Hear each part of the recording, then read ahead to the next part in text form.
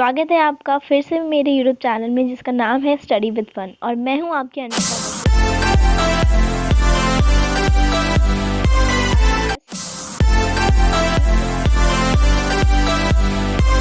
आपको ऐसे ही और हिस्ट्री की वीडियोस चाहिए तो प्लीज़ मेरे चैनल को सब्सक्राइब करें और वीडियोस को लाइक करें और हाँ, कमेंट करना बिल्कुल भी ना भूलें।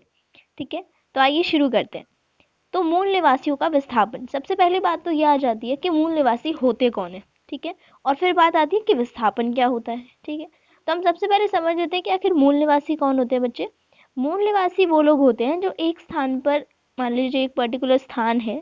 ठीक है, मान लीजिए दिल्ली में किसी व्यक्ति का जन्म हुआ है और वहीं पर उसकी मृत्यु भी हुई है, लेकिन मेनली जन्म को ही माना जाता है कि मूल निवास स्थल जो है उस व्यक्ति का वो कहाँ है, दिल्ली है। ठीक है, विस्थापन मतलब मान लीजिए वह व्यक्ति दिल्ली छोड़ करके मुंबई चला जाता है।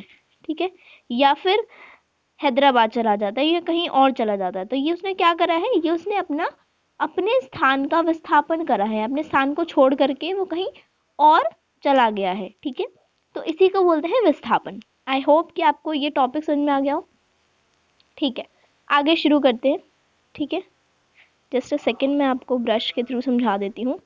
ठीक है, मैं ये वाला टॉपिक पढ़ रही हूँ। ओके, तो इस अध्याय में हम अमेरिका के मूल निवासी, जिनको कि बाशिंदे बोलते थे, ठीक है, और बहुत सारे हो गए थे बाशिंदों को, ठीक है, के बारे में पढ़ेंगे। साथ ही यह भी जानेंगे कि जब वहां पर यूरोपीय लोग आ गए तो अमेरिका के मूल बाशिंदों के साथ क्या हुआ। देखो, इस चैप्टर में बेसिकली हम क्या पढ़ने वाले हैं, कुछ अमेरिका के मूल निवासी थे। ठीक है, जब वहां पे यूरोपीय लोग आ गए तो यूरोपीय लोगों ने अमेरिका के लोगों को दबाना शुरू कर दिया, अमेरिका के लोगों के ऊपर कब्जा कर लिया, और आप कह सकते हो कि अमेरिका की भूमि की ओर उन्होंने बहुत सारा कब्जा कर लिया।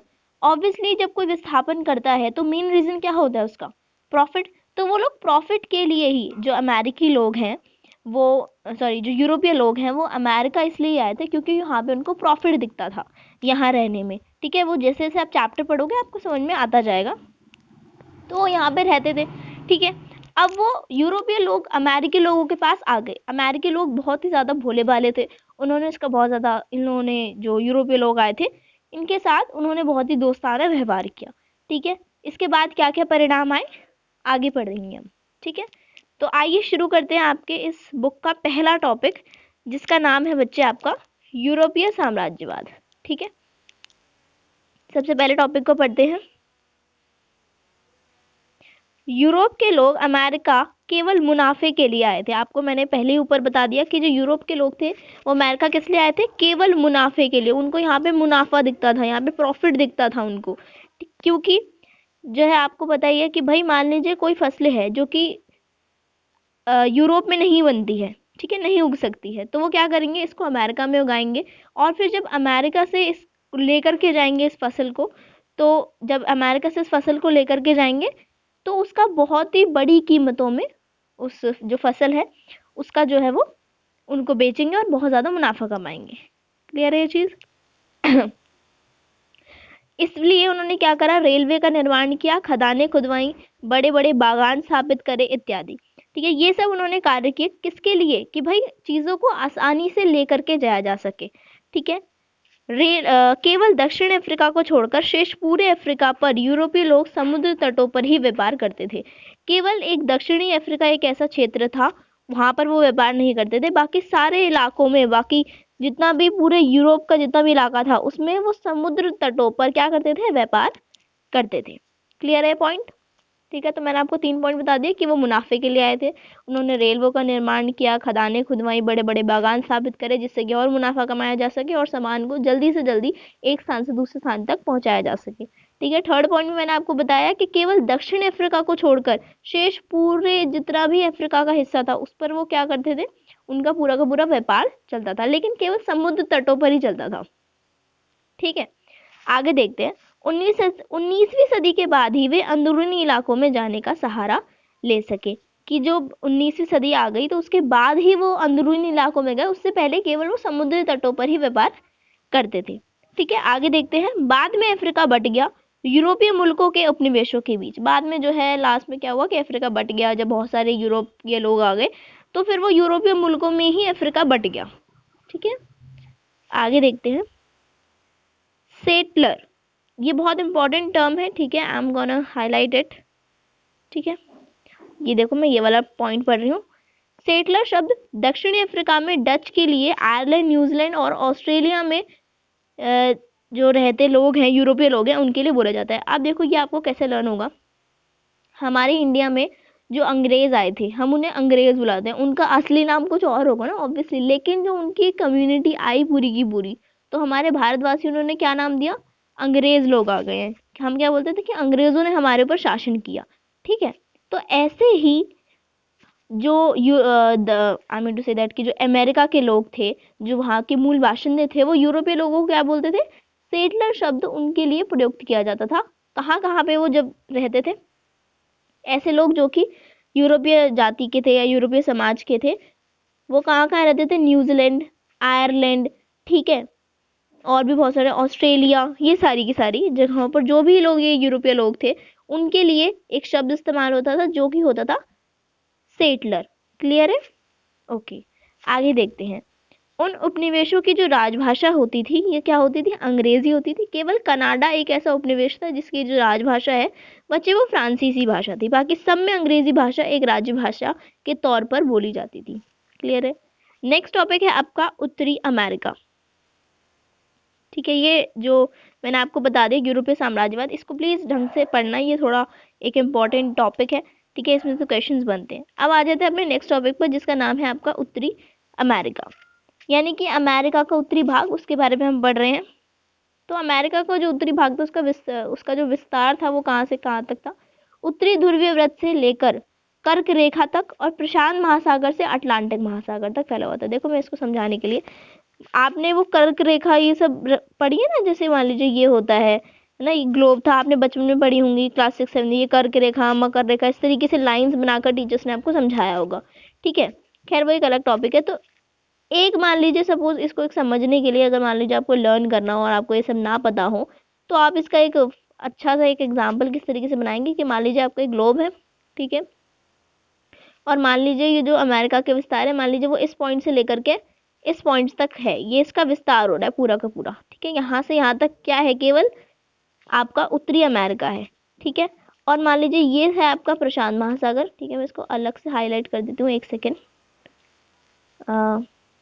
मान लीजिए आपकी ग्लोब हो गई। ठीक है, इस पॉइंट से लेकर इस पॉइंट तक उनका विस्तार हो गया, और ये मान लीजिए प्रशांत महासागर है। ठीक है, यहाँ से लेकर के पूरा का पूरा यहाँ तक मान लीजिए अटलांटिक महासागर है, तो यहाँ से लेकर यहाँ तक भी पूरा विस्तार, और यहाँ से लेकर यहाँ तक तो इनका विस्तार था ही, तो यानी कि पूरे पे इनका कब्जा था।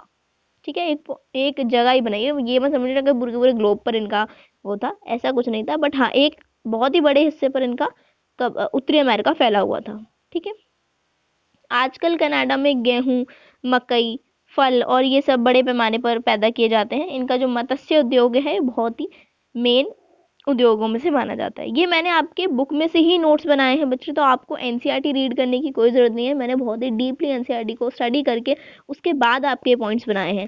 ठीक है, तो इसका मतलब ये नहीं है कि आप एनसीईआरटी स्टडी ही नहीं करेंगे, अगर आपको करनी है तो आप कर सकते हैं, बट हाँ ये मैंने एनसीईआरटी में से बनाया है। आपका 95% चीज़ें, I am gonna say that 95 to 98% चीज़ें इसमें कवर हो जाएंगी। ठीक है, आगे देखते हैं। हाँ जी, अब आपका थर्ड टॉपिक आ जाता है जो कि बहुत मेन टॉपिक है आपका, जिसका नाम है आपका मूल निवासी। ये भी बहुत इंपॉर्टेंट टॉपिक है, मूल निवासी। ठीक है, मूल निवासी मैंने आपको इसकी डेफिनेशन पहले ही बता दी। एक व्यक्ति जो कि एक स्थान पर पैदा हुआ, फिर वहीं पर उसकी मृत्यु हो जाती है, तो वो वहाँ का मूल निवासी कहलाएगा। ठीक है, उत्तरी अमेरिका के सबसे पहले बाशिंदे लगभग 30,000 साल पहले बेरिंग स्ट्रेटस के आर पार फैले सेतु के रास्ते से जो है एशिया आए थे। अब ये एशिया कैसे आए थे? उत्तरी अमेरिका में सबसे पहले जो बाशिंदे थे वो लगभग 30,000 साल पहले, तो आपको पता होना चाहिए कि जो मूल बाशिंदे हैं वो कब से कितने पहले पुराने, कम से कम 30,000 साल बच्चे पुराने हैं ये। ठीक है, कहाँ से आए थे? बेरिंग स्ट्रेटस के आर पार फैले। मान लीजिए बेरिंग स्ट्रेटस, मान लीजिए कोई इस तरीके से ये चीज होगी, मान लीजिए बेरिंग स्ट्रेटस है, इसके साथ में एक सेतु है, यानी कि एक ब्रिज है, ऐसा कुछ है। ठीक है, उसके रास्ते ये कहाँ से आए थे? ये एशिया में आए थे।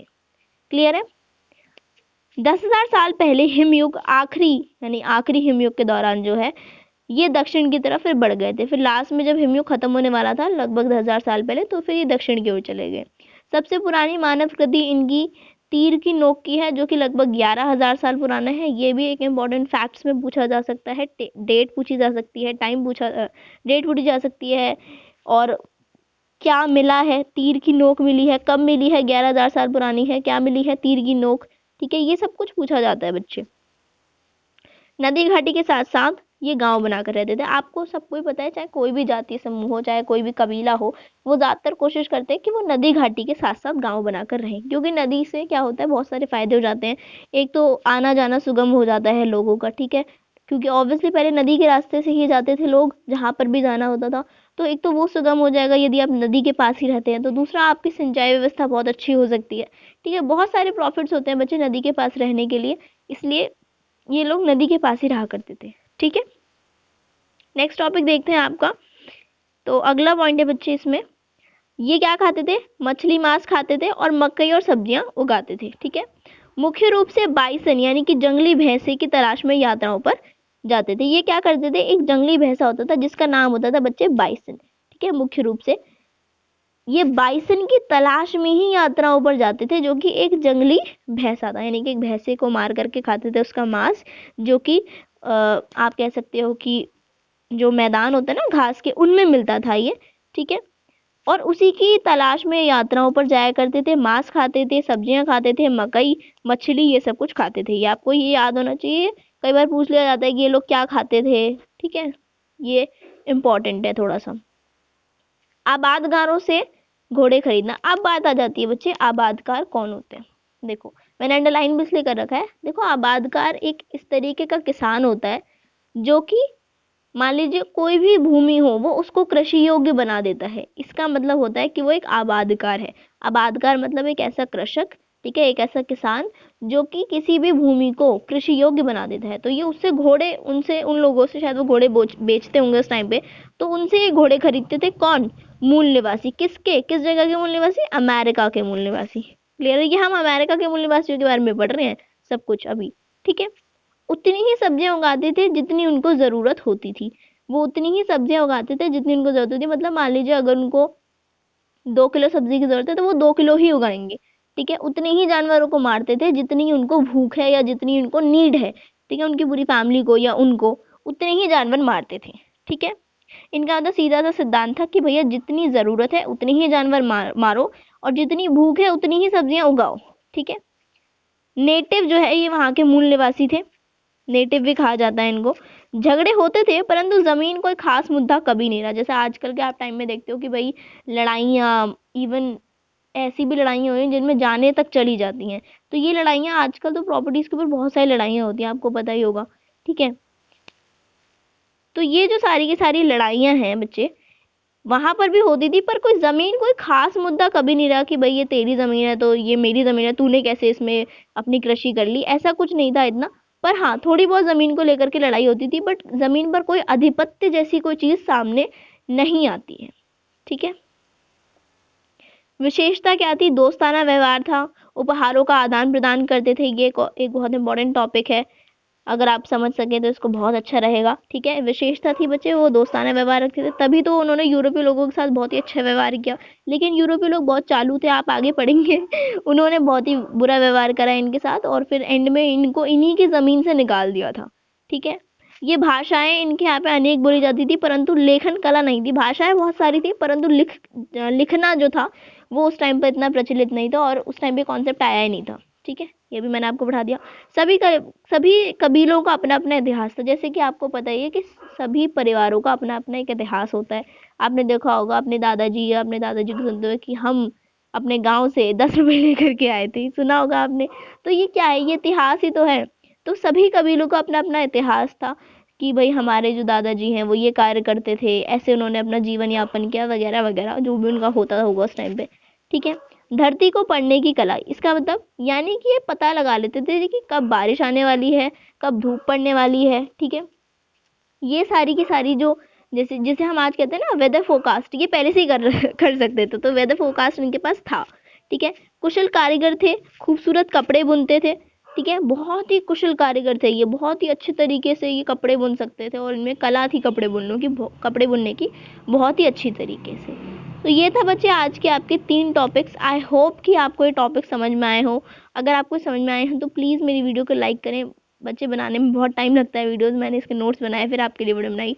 तो अगर मैं इतना कर रही हूँ तो मुझे आपका थोड़ा सपोर्ट भी तो चाहिए। तो आई होप कि आपको पसंद आई हो। अगर आपको पसंद आई तो प्लीज़ लाइक करें, शेयर करें और कमेंट करें। Thank you.